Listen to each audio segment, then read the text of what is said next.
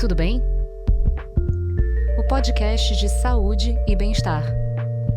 Eu sou Natália e escrevo lá no eitudobem.com.br. Hoje eu falo com a Graziele Lima, ela é representante do Instituto Brasileiro de Nutrição Funcional. Oi, Graziele, fala um pouquinho sobre você. Oi, Natália, um prazer estar falando com vocês. Eu representando o Instituto Brasileiro de Nutrição Funcional. Ficamos muito felizes com o convite, então deixa eu falar um pouco sobre a minha pessoa. Eu sou nutricionista funcional, fiz a pós de nutrição clínica funcional pela VP e atualmente estou cursando a pós de nutrição clínica esportiva. Desculpa, falei. Nutrição esportiva funcional, falei errado. Também pela VP, tenho pós-graduação em fitoterapia e mestrado em saúde pública, mas a minha primeira graduação é farmácia. Então, eu trabalhei muitos anos como farmacêutica e depois eu resolvi mudar de profissão e estou há 4 anos como nutricionista. Então, a primeira pergunta que eu queria fazer é: qual é a diferença básica entre um nutricionista tradicional e um nutricionista funcional? A visão funcional da nutrição, ela pressupõe um atendimento mais integrativo, mais individualizado, centrado no processo saúde e doença e entendendo as causas. A gente pensa muito no sujeito na sua singularidade, em vez de focar no, o exemplo que eu tenho mais aqui no consultório. O paciente me procura para emagrecimento, que é a queixa de 90% das mulheres, eu quero emagrecer. Mas quando eu penso em emagrecimento, eu tenho que tentar entender quais são as causas que levam a essa dificuldade de perda de peso. Porque não é só uma contagem calórica, né?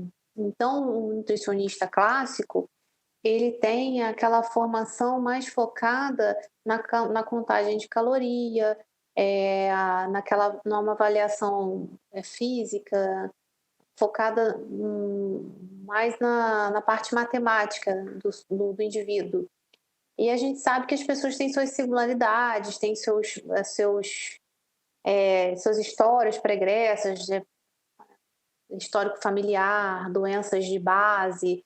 Então, são muitos detalhes que a gente pensa quando recebe um paciente aqui. Eu posso receber 2 mulheres com a mesma queixa de emagrecimento e as duas terem propostas de tratamento completamente diferentes, entendendo toda a especificidade bioquímica delas. Uma coisa que é muito importante ressaltar, que nós, quando olhamos um paciente pelas queixas que ele nos traz, a gente sempre vai pensar no mecanismo bioquímico envolvido. O que está faltando, o que tem de desarranjo naquela pessoa, focando sempre na causa.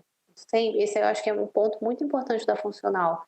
A gente trata sintomas buscando a causa, não só, você tem uma dor de cabeça, eu vou te dar isso. Você precisa emagrecer, eu vou cortar sua caloria, porque nem sempre o indivíduo vai responder com isso. Ele pode ter uma desnutrição que é subclínica, que a gente chama, que é o gordo desnutrido.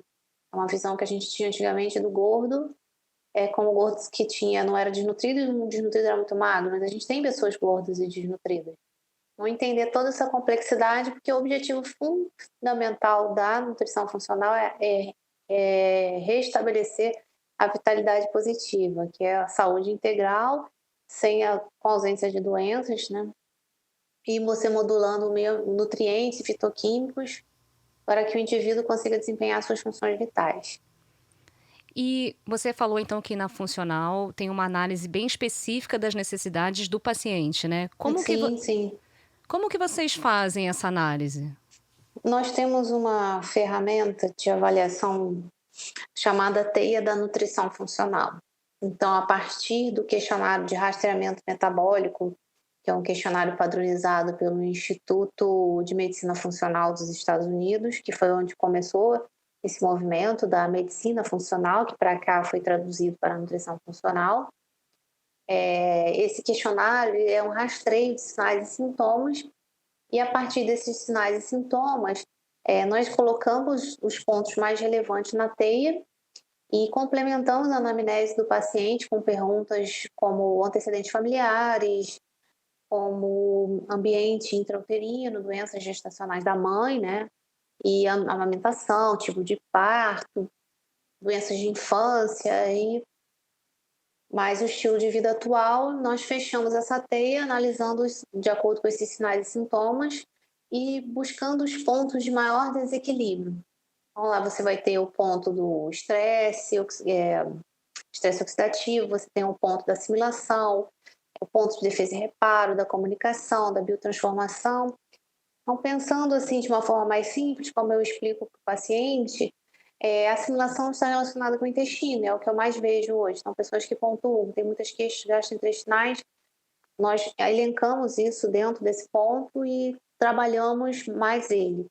Porque na nutrição funcional, a gente também entende pela teia que a gente não vai resolver toda a vida de um paciente em um dia, numa consulta. Então, ele precisa entender que cada ponto é um ponto que a gente vai trabalhar, e que a gente começa é aquele que está mais complicado. Exemplo, eu tenho um paciente com um quadro de diarreia crônica e que eu sei que ele tem uma desnutrição, eu sei que ele está com uma questão hormonal ruim, eu vejo isso como uma queixa dele. Mas se eu não reparar a mucosa, se eu não tratar a mucosa intestinal, eu não consigo melhorar os outros parâmetros. E não adianta eu tentar suplementar tudo de uma vez só, também não vai funcionar. Então, cada ponto de uma vez e é feito um tratamento. Entendi. A gente pode chamar então que é feita uma análise do microbioma intestinal ou não necessariamente? A gente não faz uma análise, né? Se eu for pensar em análise de microbiota intestinal, porque eu não vou quantificar o que ele tem. A gente faz uma análise qualitativa pelas queixas que ele me traz. Exemplo, se ele me traz uma queixa de eu sou uma pessoa que quando eu como um derivado lácteo, eu tenho muitos gases. Então eu já percebo que ele tem uma intolerância à lactose. Não, eu sou uma pessoa que quando como glúten, eu fico mais constipada, eu faço fezes, em formato de bolinhas. Então já penso nele como um paciente reativo.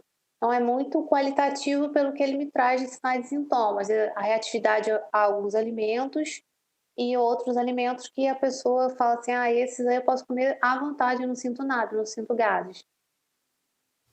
Você acha que tem alimentos específicos, assim, de forma geral, para a maioria das pessoas que sejam mais inflamatórios, que causem mais problemas? Os alimentos que a gente chama de inflamatórios são os alimentos que as pessoas mais gostam, né? São os alimentos mais industrializados pela presença de gordura trans, aquelas gorduras hidrogenadas e os açúcares e o excesso de sal, a farinha de trigo, o leite pela presença da lactose e também algumas pessoas são reativas à caseína, as frituras, os adoçantes, os aditivos alimentares.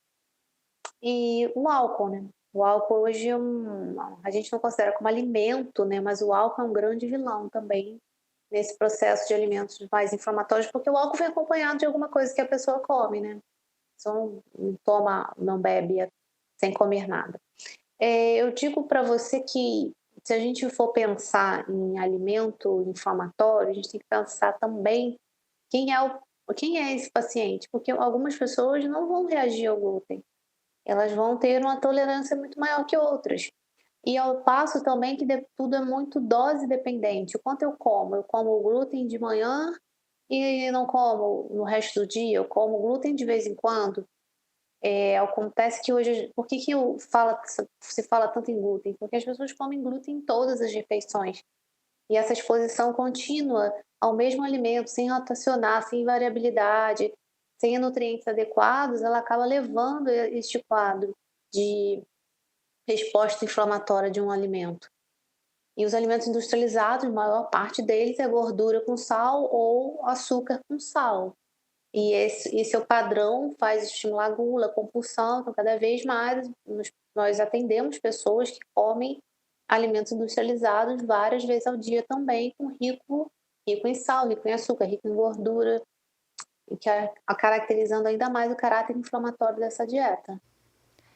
Entendi. E Graziele, como que você vê a ação desses alimentos inflamatórios que são tão comuns, na manutenção, na perda de peso? Como que isso influencia a microbiota intestinal? Fala um pouquinho mais sobre esse assunto, por favor. A alimentação com estes produtos industrializados, que é como o carro-chefe dos pacientes aqui que eu atendo, ela traz um prejuízo à microbiota intestinal porque você só consome esse perfil de alimentos, né? E daí as bactérias intestinais, elas se dividem em dois grupos grandes que nós chamamos as gram-positivas e as bactérias gram-negativas. As bactérias gram-positivas, elas que são as bactérias que a gente chama de bactérias benéficas. E as bactérias gram-negativas são as que causam prejuízos inflamatórios. Quando as pessoas consomem muitos alimentos inflamatórios, elas desbalanceiam, porque todos nós vamos ter os dois tipos de bactéria ao mesmo tempo. Porém, com a alimentação prejudicada, a alimentação ruim, existe uma sobreposição de bactérias gram-negativas, e essas bactérias, por serem inflamatórias, elas estimulam um quadro de que nós chamamos comumente de disbiose. E a disbiose intestinal, ela ativa toda uma cascata inflamatória de sinalização de quimiocinas e citocinas inflamatórias que desregulam de inúmeras funções vitais, como, por exemplo, senso de fome e saciedade, como aumento de peso, porque a expressão de citocinas inflamatórias ela ativa adipócito, enfim, são vários efeitos que são causados por essa microbiota comprometida, sem contar os efeitos, né, os eventos que acontecem nos sinais e sintomas referentes à saúde intestinal. E quando uma pessoa chega nova no seu consultório buscando a nutrição funcional, provavelmente por já ter algum conhecimento em relação ao papel da microbiota, como Uhum. que você orienta essa pessoa? Quanto tempo mais ou menos demora para ela conseguir reverter um quadro inflamatório, já conseguir ver resultados? Como que funciona o início? A reversão do quadro, ela varia muito do grau de adesão dessa pessoa ao programa que é implementado, né? Eu gosto de chamar de programa, de plano alimentar, porque dieta é um termo pejorativo. E não tem como te dizer assim, vai responder rápido ou não. A maioria das pessoas responde rápido, porque quando ela tira da dieta a maior parte dos alimentos inflamatórios, que eu vou dizer assim, ninguém para de consumir isso, ninguém deixa de comer tudo de uma vez só. Existe uma adaptação. Então, assim, eu sempre digo para o paciente, na primeira vez, se você sair daqui fazendo 50% do que eu já te propus, você vai sentir diferença. E isso normalmente acontece. Mas essas bactérias, elas são renovadas constantemente. Então não é uma gripe que você diz assim, eu tomei o antibiótico, melhorei, em 10 dias está tudo certo. Não, você tem que estar sempre, o estímulo tem que ser dado rotineiramente. Quanto melhor a sua alimentação, melhor é a manutenção da sua microbiota saudável, Uhum. Ela renova, então, pode-se dizer que todo dia. Se um dia a todo pessoa. dia. Uhum. Se um dia. Aquela Mas ideia também de. não quer dizer. Diga, Hã? diga, diga. Mas não quer dizer que se você foi um dia numa festa de aniversário, né, que Aham. você vai destruir todo o trabalho. Não, pelo contrário, eu sempre digo para os pacientes assim: olha, o que engorda, o que prejudica a saúde intestinal, não é uma festa que você vai num dia, é o todo dia. Porque vamos supor, você foi a uma festa de casamento hoje, você segue um padrão alimentar. E você comeu a mais, como todo mundo come a mais no Natal, no Ano Novo. Mas no outro dia você vai ter alguma coisa que vai diminuir tua ingesta, vai te dar algum desconforto gastrointestinal, vai ficar mais nauseado, algo vai acontecer. E você vai eliminar aquele excesso sem prejuízos. Agora, o todo dia se expondo, é o que desbalanceia. Uhum. Você respondeu justamente o que eu ia perguntar, mas tem um nomezinho que as pessoas gostam de falar que é o dia do lixo. É toda semana ter o É, dia do lixo. O que que você acha desse dia do lixo? eu não gosto de dia do lixo, porque o dia do lixo é aquele dia, né, melhor dizendo, que a pessoa fica a semana inteira sonhando para acontecer aquele dia. Então ela tem uma média calórica, vou chutar, de 1.600 calorias por dia. Aí no dia do lixo ela come 3.000, 4.000 calorias por dia. Então ela come um excesso que não facilita, né, o processo que, se for de emagrecimento, ela prejudica o trabalho da semana inteira com esse superávit calórico. Então eu digo sempre assim, coma, coma com racionalidade, tenha a ou tem o bom senso de entender que vai ter uma festa no teu trabalho, vai ter uma festa na sua família, você vai comer ali, mas se a festa for à noite, você toma café direito, você almoça direito, você faz o lanche da tarde direito e você vai para a festa. Não precisa passar o dia inteiro comendo lixo, porque as pessoas pensam assim: "Nossa, dia do lixo, eu vou começar o dia todo errado, vou tomar café errado, vou almoçar junto com o jantar, vou beber pra caramba, aí como pizza, sobremesa gigante", e isso acaba gerando um comportamento compulsivo. É aquilo, toda semana eu espero aquele dia eu vou comer o mundo. Isso não resolve, o que a gente pensa como reeducação alimentar. Uhum. É diferente você ir numa festa e comer um pouco mais do que você passar o dia inteiro, no caso, né? Sim, na Aham. festa é uma nós eu sempre digo que nós somos seres sociais.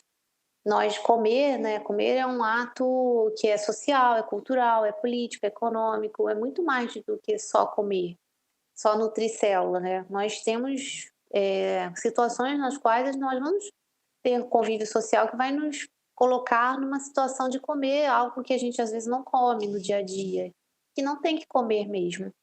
Porém, isso só não pode ser, um hábito diário. Eu todo mundo vai a alguma festa alguma vez, e tudo bem ter Natal, Ano Novo, ninguém vai passar Ano Novo, Natal comendo alface, né, com frango grelhado. E tá tudo certo, né, é social isso, é saudável para os pacientes entenderem que o social está incluído no projeto. E Graziele, já que a gente está muito nesse tema do microbioma, o que que você acha dos probióticos?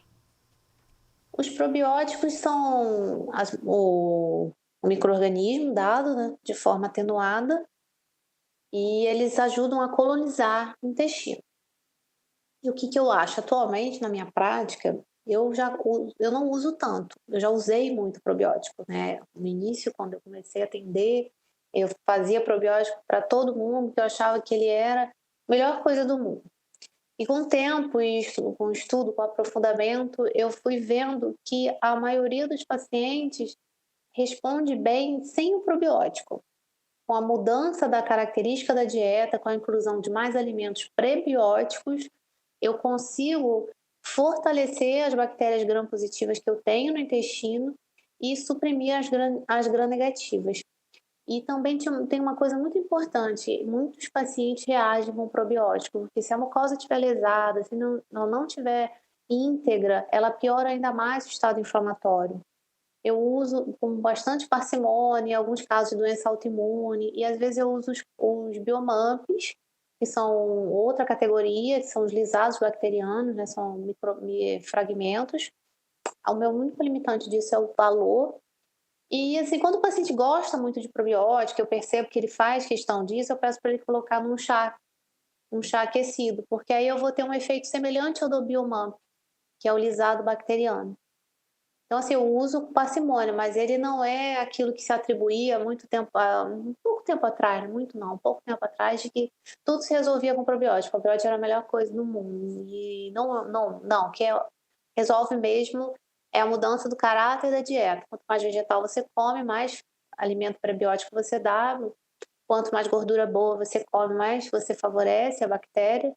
Então, é isso que a gente precisa na nossa alimentação. Perfeito. Então, já que a questão toda é uma reeducação alimentar, Uhum. você poderia citar, então, alguns alimentos que são de fato funcionais? Como que é essa mudança para uma reeducação alimentar funcional? Alimento funcional, ele tem uma definição, né, que é alimento ou ingrediente que produz efeito benéfico à saúde, além das funções nutricionais básicas. Eu estou até lendo para você a definição da Anvisa, né, Uhum. porque ela diz que eles têm vários benefícios à saúde, além do valor nutritivo inerente à composição química. Essa definição hoje ela está muito alargada, porque qualquer coisa que não seja glúten, lactose, gordura saturada, acaba sendo considerado alimento funcional. E dentro da caracterização da Anvisa, eu vou citar para você as que são de fato, na literatura, ditas como alimentos funcionais, que são as isoflavonas da soja, o ômega 3, o ácido alfa-linolênico, que é dos vegetais da linhaça, é o ômega vegetal, seria isso. As catequinas, o licopeno, que é conhecido nosso, o licopeno para a saúde da próstata, que é um antioxidante do tomate, a luteína e a zeaxantina, os indóis e tiocianatos, os flavonoides, fibras solúveis e insolúveis, os prebióticos, que dentro dos prebióticos nós temos os frutóligos, sacarídeos e a inulina, os sulfetos alílicos do alho e da cebola, as lignanas da linhaça, os taninos, os estanóis e esteróis vegetais, que são de óleos de soja e de madeira, que é até controverso isso, e os probióticos. Os probióticos são considerados alimentos funcionais. Entendi. Mas assim, o que que você passa, vamos dizer, eu sei que você faz uma análise, né, do paciente para ver que tipo de alimentos Uhum. de fato você tem que colocar, mas você consegue citar, assim, algumas mudanças básicas? O que que as pessoas deveriam comer todos os dias de maneira geral para ter uma alimentação funcional? Olha, eu sempre digo para o paciente, eles já se assustam, né? Que eles têm que comer pelo menos 400 gramas de vegetais e frutas crus, né? Esse é o primeiro passo, assim. Mas se você considerar que uma banana vai ter 60 gramas, uma laranja por aí, não fica difícil fechar essa conta. Aqui as pessoas hoje não comem mais fruta, né? Tem uma histeria de que não pode comer fruta, que fruta tem frutose. Não pode comer arroz, feijão, porque feijão tem fibra, mas não pode comer feijão porque engorda. Não pode comer batata porque engorda. Então, assim, você traz para as pessoas os alimentos mais simples, é o você consumir comida de verdade, é comer salada no almoço, é jantar comida, né. Eu tenho a maioria dos meus pacientes não janta, eles lancham. E tem vários pacientes meus que chegaram, né, que nunca não comem uma fruta por dia, nem sequer uma fruta, tomam um Nescau, aí no almoço minto, não lancham de manhã, almoçam arroz, feijão, batata e carne. Tem uns que nem comem carne, come só nem arroz e feijão, come só batata com carne, lancha biscoito à tarde e janta pão à noite. Então, assim, a carga inflamatória dessa dieta é absurda e o que eu tenho para fazer com ele é tentar introduzir o máximo possível de alimento de origem vegetal. Uhum. Entendi. E aí, como uma pessoa que tem uma alimentação, assim, de comer industrializado, só o fato dela trocar para mesmo que ela esteja comendo arroz e feijão, vai ajudar num processo, vamos dizer, por exemplo, de emagrecimento, você acha? Sim, claro, porque eu tô além de fornecer calorias, eu vou fornecer micronutrientes, que é o complexo B, a vitamina A, a vitamina C, eu vou fornecer os minerais. Então, uma dieta rica e variada, colorida, ela fornece os micronutrientes que eu preciso ter para as células funcionarem. Perfeito.